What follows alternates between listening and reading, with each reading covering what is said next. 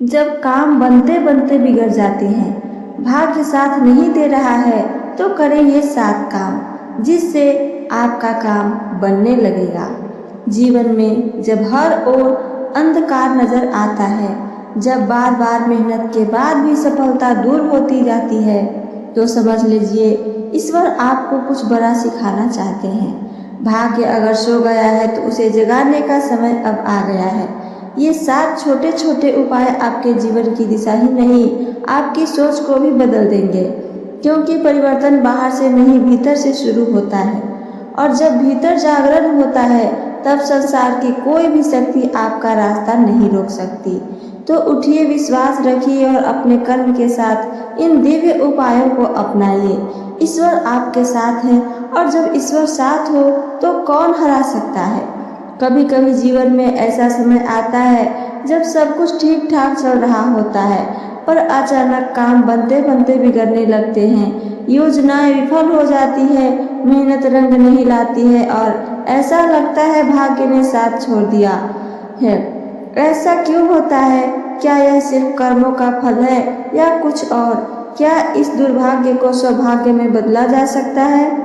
धार्मिक ग्रंथों और पुराणों में इसके पीछे कई कारण बताए गए हैं और साथ ही समाधान भी दिए गए हैं। इस कथा में हम जानेंगे ऐसे 7 दिव्य उपाय जो दुर्भाग्य को सौभाग्य में बदल सकते हैं। ये उपाय बहुत सरल है, लेकिन इनका प्रभाव गहरा है।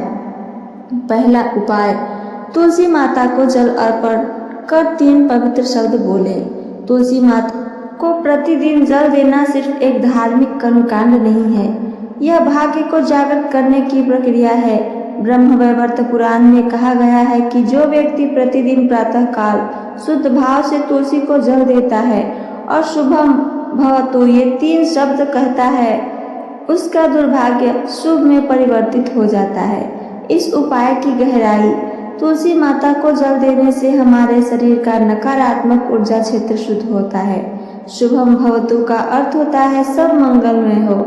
यह शब्द ब्रह्मांड में सकारात्मक कंपन फैलाते हैं। यह उपाय विशेष रूप से उन लोगों के लिए है जिनके काम अंतिम समय पर बिगड़ जाते हैं। एक सच्ची कथा है इसके बारे में, आइए सुनते हैं। एक बार उज्जैन में एक व्यापारी था, विष्णुदास। वह बहुत धार्मिक था, पर हर बार व्यापार में हानि होती थी। एक संत ने उसे तुलसी को जल देकर शुभम भवतु कहने की सलाह दी। 1 महीने में ही उसके बिगड़ते व्यापार ने रफ्तार पकड़ ली और वह सबसे बड़ा दानी बन गया। दूसरा उपाय, सूर्य को जल चढ़ाकर ओम आदित्याय नमः का जाप करें। ज्योतिष शास्त्र में सूर्य को आत्मा का कारक कहा गया है। जब सूर्य की स्थिति कमजोर हो, तब आत्मबल और आत्मविश्वास डगमगाने लगता है। जब काम बनते बनते बिगड़ने लगे तो सूर्य अर्घ सबसे सरल उपाय है। क्यों प्रभावशाली है ये उपाय? सूर्य को जल चढ़ाने से आत्मबल जागृत होता है। ओम आदित्याय नमः से भीतर की शक्ति जागृत होती है। भाग्येश ग्रह यदि कमजोर हो तो यह मंत्र उसे बल देता है। एक प्रेरणादायक प्रसंग है इसके बारे में, जिसे आइए सुनते हैं। अर्जुन महाभारत के युद्ध से पहले अत्यंत विचलित हो गया था। श्री कृष्ण ने उसे सूर्य स्तुति करने को कहा। सूर्य की कृपा से अर्जुन को दिव्य रथ और अस्त्र प्राप्त हुए। तीसरा उपाय, शनिवार को पीपल पर सरसों का तेल चढ़ाएं। जब शनि की दृष्टि अशुभ होती है, तब काम बिगड़ते हैं। शनि की दशा में विलंब, बाधा और हानि जैसे फल मिलते हैं। शनिवार को पीपल के वृक्ष की पूजा और उस पर सरसों का तेल चढ़ाने से शनि ग्रह प्रसन्न होते हैं। इस उपाय के फायदे, यह बाधाओं को दूर करता है, पुराने रुके कार्यों को गति देता है, शनि का अशुभ प्रभाव को कम करता है। इससे भी एक कहानी है, आइए सुनते हैं। एक युवक महेश नौकरी के लिए कई वर्षों से प्रयासरत था। वह शनिवार को पीपल की पूजा करने लगा। कुछ ही सप्ताह में उसे सरकारी नौकरी की नियुक्ति पत्र मिला। चौथा उपाय आइए जानते हैं। गाय को पहली रोटी और कुत्ते को अंतिम रोटी देना। गाय और कुत्ता दोनों दिव्य प्रतीक हैं। गाय को भगवान श्री कृष्ण ने माता कहा है और कुत्ता भैरव का रूप माना गया है। जब आप इन दोनों को भोजन कराते हैं तो आपके जीवन से दरिद्रता और बाधाएं दूर होती हैं। इसका रहस्य यह अन्नदान का रूप है जो सारे पाप को काटता है। पहली रोटी से लक्ष्मी की कृपा होती है, अंतिम रोटी से बुरी शक्तियों से रक्षा होती है। यह उपाय अद्भुत है उन लोगों के लिए जिनकी आर्थिक स्थिति हमेशा डगमगाए रहती है। वास्तविक जीवन में एक कथा है जिसे आइए सुनते हैं। गुजरात की एक महिला पद्मा हर दिन ये नियम पालन करती थी। वह पहले बेहद गरीब थी, लेकिन अब उसकी 4 फैक्ट्रियां बन चुकी हैं। 5वां उपाय आइए जानते हैं। घर में श्री सूक्त और कनकधारा स्तोत्र का पाठ करें। धन की देवी लक्ष्मी जी का आवाहन इन स्तोत्रों से होता है। यदि बार बार धन हानि हो या धन आता ही नहीं तो हर शुक्रवार या प्रतिदिन श्री सूक्त और कनकधारा स्तोत्र का पाठ करें। क्यों करें ये पाठ? यह सौभाग्य लक्ष्मी को आमंत्रित करता है। मन, वाणी और कर्म की शुद्धि होती है।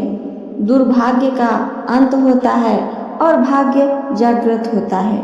इसके बारे में भी एक कथा है, आइए सुनते हैं। शंकराचार्य ने कनकधारा स्तोत्र रचा था एक गरीब ब्राह्मण स्त्री के लिए। उसने सिर्फ एक आंवला शुद्ध भाव से भिक्षा में दिया और उसके घर में स्वर्ण की वर्षा होने लगी। 6ठा उपाय, एक समय व्रत और मौन का पालन। सप्ताह में एक दिन व्रत और मौन साधना से मानसिक शुद्धि होती है। भाग्य का संबंध केवल ग्रहों से नहीं, विचारों से भी होती है। जब विचार नकारात्मक हो तब भाग्य भी सो जाता है। इस उपाय की गहराई आइए जानते हैं। व्रत से शरीर की शुद्धि होती है और मौन से आत्मा की। एक दिन मौन से आप अपने भीतर के भाग्य को सुन सकते हैं। यह साधना सभी धार्मिक पंथों में सर्वोच्च मानी गई है। उदाहरण, भगवान बुद्ध ने वर्षों तक मौन साधना की। उसी मौन से उन्हें ज्ञान की प्राप्ति हुई थी। 7वां उपाय, प्रतिदिन एक सकारात्मक काम करें बिना किसी स्वार्थ के। जब हम दूसरों के लिए कुछ अच्छा करते हैं तो ब्रह्मांड हमारे लिए रास्ता बनाता है। भाग्य तब जागृत होता है जब हमारे कर्म निष्काम हो जाते हैं। इसका महत्व आइए जानें। यह हमारे चारों ओर शुभ ऊर्जा बनाता है। पापों का क्षय होता है, पुण्य बढ़ाता है। कामों में अड़चनें हटने लगती है ये करने से। वास्तविक प्रसंग आइए इसके बारे में भी सुनते हैं। रामकृष्ण परमहंस प्रतिदिन एक गरीब को भोजन कराते हैं। उन्होंने कहा था, तुम्हारा भाग्य वहीं पलटता है जहां तुम बिना कुछ चाहे किसी को कुछ देते हो। निष्कर्ष, ये 7 उपाय भाग्य को बदल सकते हैं। यदि आप भी बार बार असफलता, बाधा और निराशा से घिरे हैं तो इन 7 उपायों को अपनाइए। ये धार्मिक और वैज्ञानिक दोनों दृष्टि से आपके लिए जीवन में आपका बदलाव ला सकता है। पहला, तुलसी को जल और शुभम भवतु। दूसरा, सूर्य अर्घ और ओम आदित्याय नमः। तीसरा, पीपल पर तेल और शनि पूजा।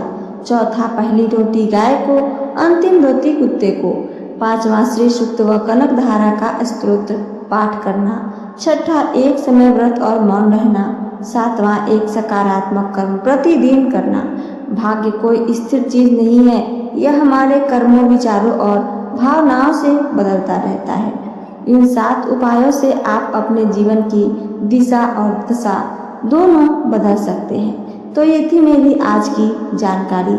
मेरी जानकारी आप सबको पसंद आई हो तो चैनल को सब्सक्राइब करके वीडियो को लाइक करना ना भूलें। साथ साथ अपना एक प्यारा सा कमेंट करके हमें ज़रूर बताइए, हमें अच्छा लगता है। सुनने के लिए धन्यवाद। जय श्री कृष्णा। राधे राधे।